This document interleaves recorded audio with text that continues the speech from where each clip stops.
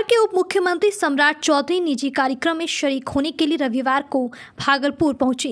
यहां एयरपोर्ट पर भाजपा नेताओं और कार्यकर्ताओं ने उप मुख्यमंत्री का जोरदार से स्वागत किया। इस दौरान सम्राट चौधरी ने पत्रकारों से बातचीत करते हुए विपक्ष पर जमकर निशाना साधा। उन्होंने दिल्ली विधानसभा चुनाव में आम आदमी पार्टी की हार पर कहा कि एक ना एक दिन झूठ और फरेब हारता ही है।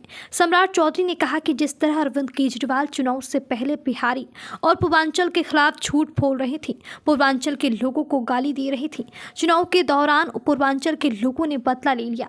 बिहार में एनडीए पूरी तरह एकजुट है। लगातार हम मुख्यमंत्री नीतीश कुमार के साथ प्रगति यात्रा के माध्यम से जनता तक पहुंच रहे हैं।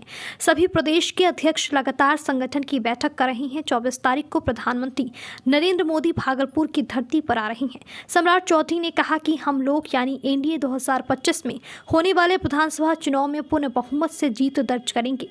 विपक्ष की बड़ी हार होगी और एक बार फिर राज्य में एनडीए की सरकार बनेगी।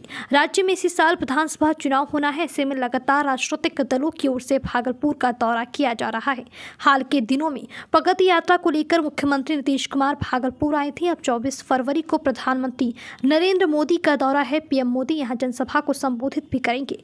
पीएम मोदी भी की संभावित दौरे को लेकर जिला प्रशासन की ओर से तैयारियों को अंतिम रूप दिया जा रहा है। यहां पर पीएम किसानों को संबोधित करेंगे और किसानों से जुड़ी फायदे के बारे में बताएंगे। झूठ और फरेब हारता ही है।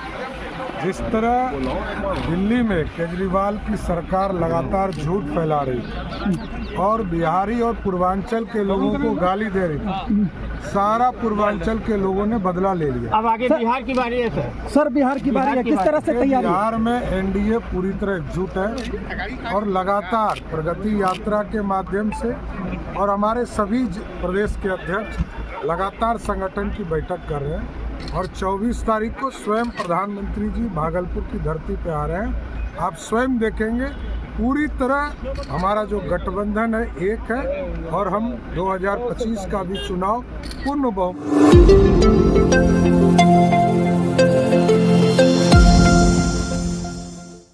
भागलपुर में बेखौफ बदमाशों ने हथियार के वट से हमला करते हुए 5 लाख रुपए की रंगदारी की मांग की है। साथ ही छिनतई की घटना को अंजाम दिया है। मामला प्रवत्ता थाना क्षेत्र के जगतपुर का है। घायल ने इसको लेकर पुलिस से शिकायत किया है। पुलिस को दिए शिकायत में बताया है कि वह बाजार से घर जा रहे थे, तभी पड़ोस के ही रहने वाले 2 युवकों ने हथियार के वट से हमला करते हुए रंगदारी देने को कहा। नहीं देने पर जान मारने की धमकी दी है। उन्होंने अपने शिकायत में बताया है कि पहले से उससे कोई विवाद नहीं है। वहीं पूरे घटनाक्रम का आरोप पड़ोस के रहने वाले शुभम कुमार और विद्यानंद यादव पर लगाया है। इस मामले में परिजनों की ओर से पुलिस से शिकायत किया गया है। इधर शिकायत मिलने के बाद पुलिस मामले की जांच में जुट गई है। बता दें कि आरोपियों ने फिल्मी अंदाज में घटना को अंजाम दिया है। पहले शख्स को बुलाया, उसके बाद उस पर पिस्तौल ताना और रंगदारी देने की मांग की है। वहीं इसका विरोध करने पर बदमाशों ने उस पर हमला कर दिया, जिसमें प्रतिमा देवी के पुत्र सौरभ कुमार घायल हो गए हैं। फिलहाल परिजनों ने घायल का इलाज स्थानीय अस्पताल में करवा रहे हैं। धमकी दी, पिस्टल सटा के बोले कि मेरा घर खाली करो, यानी तो 5 लाख रुपया दो, जाओ आपको बोल देना।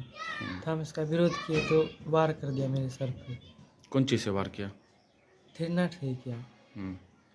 उसके बाद मेरा सर फट गया, हम नीचे गिर गए। हल्ला हुआ तो मम्मी पापा आए, दौड़ के हॉस्पिटल ले गए। तो अभी कहाँ घर है तुम्हारा? जगतपुर थाना बरौता।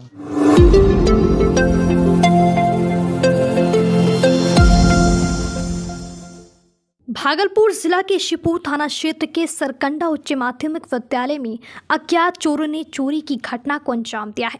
ये घटना उस समय हुई जब प्रहरी ठंड की समय को लेकर अपने रूम में बैठा हुआ था और अज्ञात लोगों ने उसका दरवाजा बाहर से बंद कर दिया। प्रधानाध्यापक अवधेश कुमार शाह ने बताया कि जब उन्हें सुबह 4 बजे इस घटना की जानकारी मिली तो उन्होंने आकर देखा कि ऑफिस से लैपटॉप, बच्चों के बर्तन और कई अन्य सामान गायब थी। इस घटना की सूचना शिवपुर थाना में लिखित आवेदन देकर आरोपियों को जल्द से जल्द गिरफ्तार कर न्याय दिलवाने की मांग की है।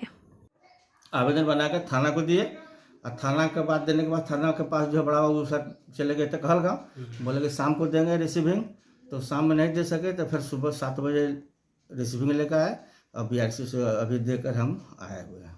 तो पुलिस के द्वारा क्या आश्वासन मिले? जांच करने के लिए आए हुए थे? हाँ, वो बोलेगा कि हम कभी भी जाएंगे, जांच कर लेंगे। इसके पूर्व में भी कई बार बताया जा रहा है इसके चोरी बाद जो है पूर्व में धर्मनाथ बाबू के समय में जो प्रधानाध्यापक थे उनके रीजन में भी चोरी हुआ।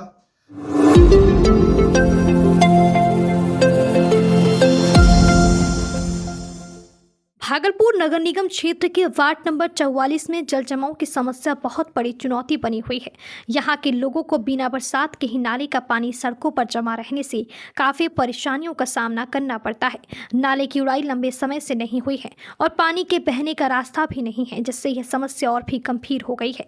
इस समस्या के कारण लोगों में कई तरह की बीमारी फैलने का डर भी बना रहता है। नगर निगम के अधिकारियों को कई बार शिकायत की गई है, लेकिन आज तक समस्या का समाधान नहीं हो सका है। स्थानीय वार्ड पार्षद के पति मोहम्मद शेर ने कहा कि नगर निगम में शिकायत करने के बावजूद भी कोई कार्रवाई नहीं की गई है और लोग नरकीय जीवन जीने को मजबूर हैं। अब यह देखना दिलचस्प होगा कि स्मार्ट सिटी भागलपुर नगर निगम के वार्ड नंबर 44 गंदी बस्ती में लोगों को जल जमाव की समस्या से कब तक समाधान मिलता है। जब सूखा समय में ऐसा हो जाता है तो बारिश के समय में कैसा हो जाता है? क्या परेशानी होता है यहाँ पर? बहुत परेशान, पानी का परेशानी हो जाता है। नाली में पानी बाहर आ जाता है तो गंदगी तो होबे नहीं करता है। तो अभी आजकल का समय है कि गंदगी में आदमी बहुत परेशानी हो जाता है। तो आदमी क्या करेगा? आदमी को तो जीने में तो कोई ना कोई दिक्कत हो ही न जाता है।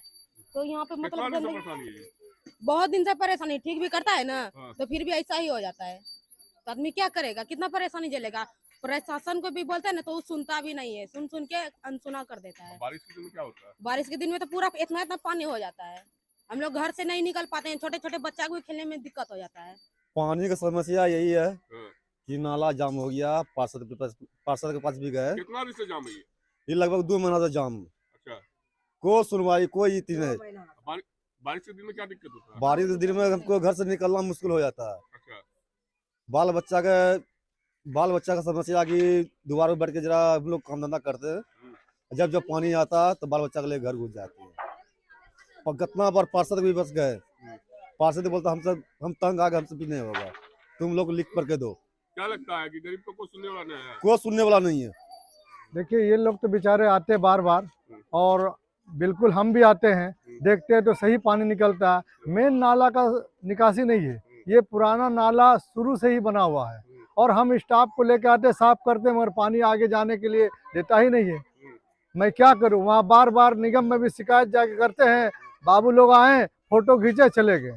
बस आए, कोई ध्यान नहीं, बस आए, फोटो खींचे, चले गए। आए एक दिन के लिए गैंग मांगे, एक दिन में यहाँ से वहाँ तक यहाँ से नाला साफ होता है। एक दिन के लिए 5 को लेबर आया, दूसरे दिन डोट हो गया, तीसरे दिन खत्म हो गया। ऐसे काम थोड़ा होता है। ये तो धरला एकदम बेइंसाफी चल रहा है। अब कोई देखने सुनने वाला नहीं है। निगम भी नहीं सुन रहा आपका? कुछ नहीं सुन रहा, कोई नहीं। बस ठीक है, देखा जाएगा। बोले तो परेशान है आपका? पूरा परेशान है, क्या करेंगे? हम भी परेशान हैं। आता लोग हम सुनते हैं, लोग आके गाली बकता है।